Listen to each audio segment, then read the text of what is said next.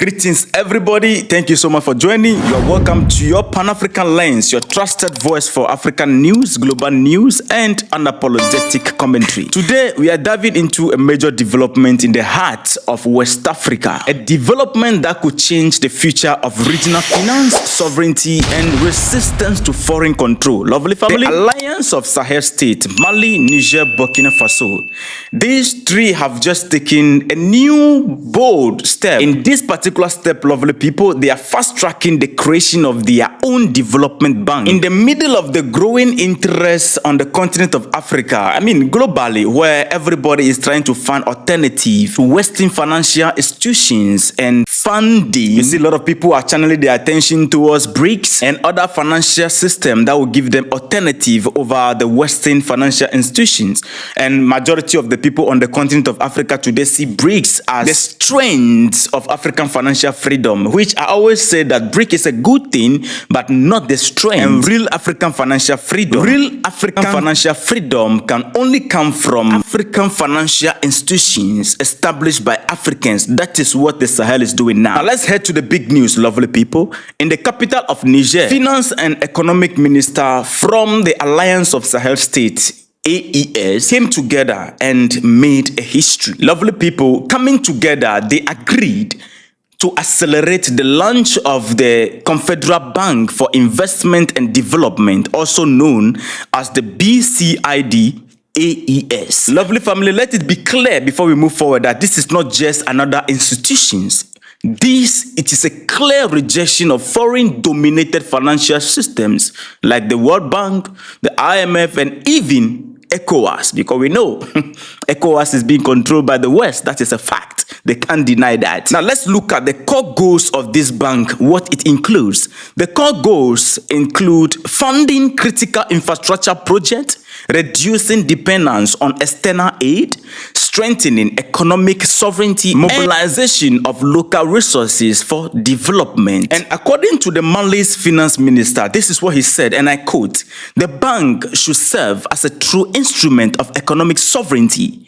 His name is Aluseni Sanu. You see, which is the reason why I said this is not just another institution. This is a rejection of Western financial institutions or financial manipulated institutions like the World Bank, the IMF, and the ECOWAS even. Now, one big question is, why now? Why now? Why this time? What you need to understand before we move forward is that this bank comes in the wake of a major shift, which we all know already. You know, earlier this year, Mali, Niger, Burkina Faso, they spoke about this after withdrawing from ECOWAS, the West African Economic Bloc. And this bloc, oh, lovely people, we all know that is a tool of French and Western influence in the region. This is a fact. This is not something that we are fabricating. And the withdrawal of this tree wasn't just a symbolic, lovely family. Their withdrawal actually signaled a serious move to build parallel institutions, security alliances, trade frameworks, and now financial powerhouse that are free from Western dictates. You know, ECOWAS cannot do anything without Western influence or Western input. Likewise, African Union also cannot do anything without Western influence. Last time African Union took our name to Washington begging for money, they sacked them. It sweet me so much. I'll not go down to that. So this bank is coming in the middle of ECOWAS pushing for sanctions, restrictions, and threats from all over. These three nations are saying enough is enough.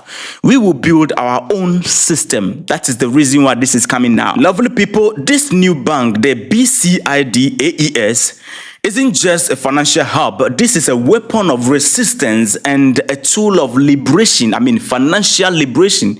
Just like how Europe created the European Investment Bank, or how China fund projects through the Asian Infrastructure Investment Bank, the Sahel Alliance is also creating its own vehicle for self-reliance. What is the bank for? This bank, according to Update Right With Me, the bank is going to fund roads, schools, energy system, and health centers. This bank is going to prioritize intra-African trade. You know, we want to trade among ourselves. This bank is going to work as a center core of financial system in this field. It is going to empower local businesses. It is going to protect natural resources from foreign exploitation. And this is what economic self-determinations look like, lovely family. Now, let's go a little bit deeper. What does this mean for the rest of Africa? Africa has over 60 years of independence, lovely people, yet we still rely on Western banks for loans, Western powers for development funds, and Western institutions for approval before we make a move on anything we want to do financially. Then you ask yourself, is that real freedom? It is not.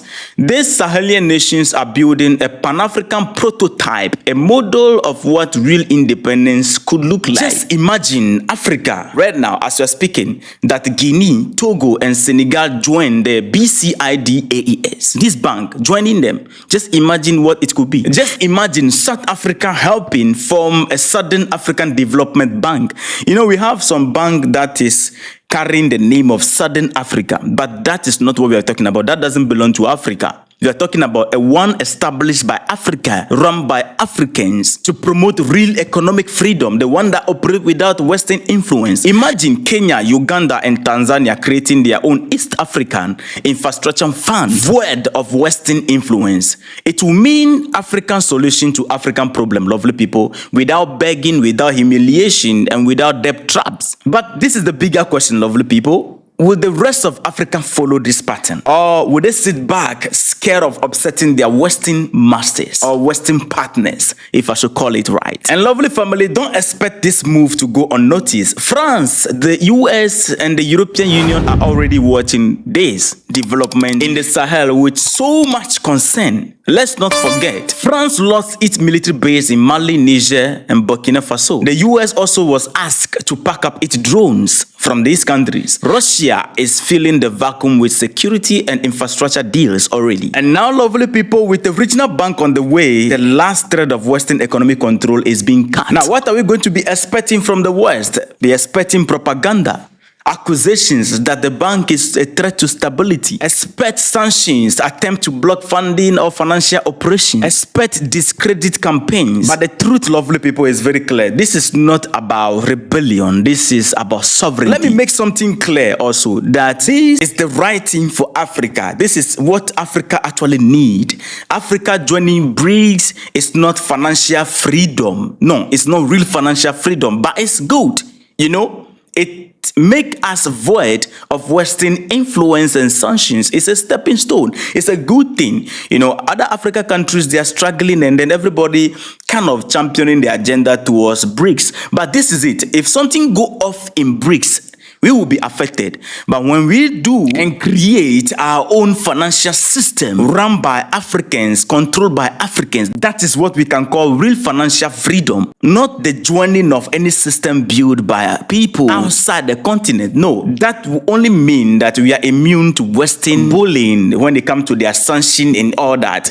But if something goes off, it is going to affect us directly, which is the reason why Mali, Niger, Burkina Faso, I can say they are hitting directly to the real problem and solving the problem, the fundamental problem facing the continent of Africa. And if you are an African watching this from Ghana, Nigeria, Cameroon, or South Africa, ask your leaders this question. Why do we as Africans still depend on the IMF while our people are still living in poverty? IMF has never given a solution to African financial problem. No, it always makes it worse. That is a fact. Why haven't we formed a regional bank that we can control? Bank that can be void of Western influence. One of the things that they used to trap us is that the moment you create financial institutions, they come into support, and their support always comes with control. You see, this is the right time and right things are happening. This is the thing that Mali, Niger, Burkina Faso are doing right now. In any serious continent, it is time for Africans to come together and fast track the Pan-African banking system, a united digital currency, borderless African trade, the protection of our resources by African militaries and not foreign mercenaries. These people are breaking the chains, but they can't do it alone. They need the support of the rest of Africans. So the creation of the Confederal Bank for Investment and Development by the AES is a clear signal that Africa is waking up, and some nations are refusing to bow down to Western control. Lovely family, this is not just a story about 3 countries. It is about a continent redefining its path. reclaiming its voice, its resources, and its power. This is Pan-Africanism in actions. If you believe in free, united, and sovereign Africa, you need to share this video, you need to like, subscribe, and drop a comment. And let me know in the comment section, do you think other African countries should join this movement? Do you think the West is losing control over Africa's future? And do we need more of these homegrown institutions? Let's begin the debate in the comment section. This is Pan-African Lens, where the truth has no borders. Respect.